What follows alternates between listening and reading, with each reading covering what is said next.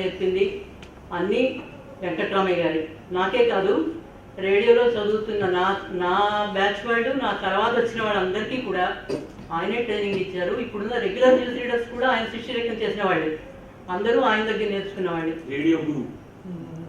అందుకని ఆయన దగ్గర ఇప్పుడు మాకేంటంటే వెంకట్రామయ్య గారి దగ్గర ట్రైనింగ్ తీసుకున్నామంటే అదొక క్వాలిఫికేషన్, మాకు చాలా గౌరవంగా ఉంటుంది. మాకు అలాగే గర్వంగా చెప్పుకుంటాం, వెంకట్రామయ్య గారి దగ్గర పనిచేసాము మేమంటే ఇక దానికి తిరుగులేదు. మేము ఏమైనా చదవనండి, ఏమైనా రాయనండి, అంత బాగా అంత మంచి పేరు మాకు తెచ్చారు ఆయన తెచ్చుకున్నారు. అలాగే గోపాలరావు గారు అంటే నాకు అప్పుడప్పుడు కలుస్తాను, అక్కడ ఎప్పుడైనా చూసినప్పుడు ఏదో నమస్కారం పెట్టడం తప్ప తెలీదు. ఆయన స్వరపరిచితులే, వెంకట్రామయ్య గారు చిరపరిచితులు, నా గురువు గారు, నాకు స్నేహితులు కూడా, ఆయన మంచి మిత్రులు కూడాను.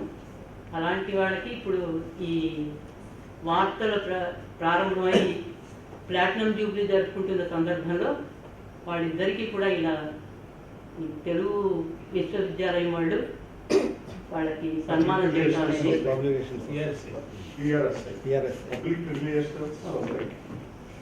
సన్మానం చేయడం అనేది చాలా సంతోషంగా ఉంది.